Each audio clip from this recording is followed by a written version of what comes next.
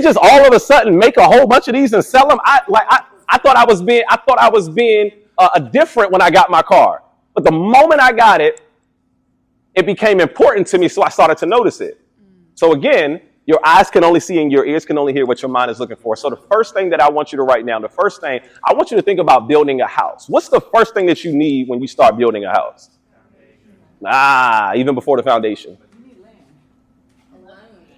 You need land, loan. Okay, let's say you got the land. Let's say you got the loan. What do you need when you first start building that house? A vision. Okay. What's the vision called? Say it again. Blueprint. There it is. There it is. We got there. So the first thing that I want you to write down is I want you to write down blueprint. I want you to write down blueprint. Okay? Because someone is doing right now successfully whatever it is that you desire to do. I'm watching Suits. Anybody else watching Suits on Netflix?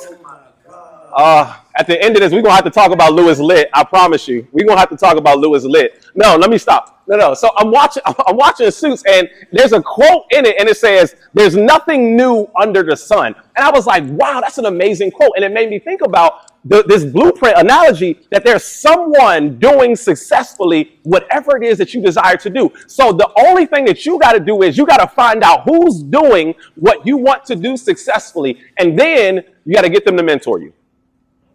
You got to get them to mentor you. What I want you to write, so if the blueprint is A, I want you to write like 1A. I'm sorry, if the blueprint is 1, I need you to write like 1A. I need you to write, you got to find a mentor. And I'm going to encourage you to find at least 5 mentors in whatever it is that you do. And here's how you're going to find those mentors. When I say mentors, they don't have to be someone that you can touch physically or that you can call on the phone. My mentors, a lot of them, people that I've never met before. Eric Thomas, Gary Vee, Tony Robbins, Les Brown, Trent Shelton, Inky Johnson, David Shands, Neo Davis, Justin Owens, Lisa Nichols, Bob Proctor, John C. Maxwell. I can go down a list. These are all my mentors, people that I've never met before in my whole entire life. But here's how they mentor you.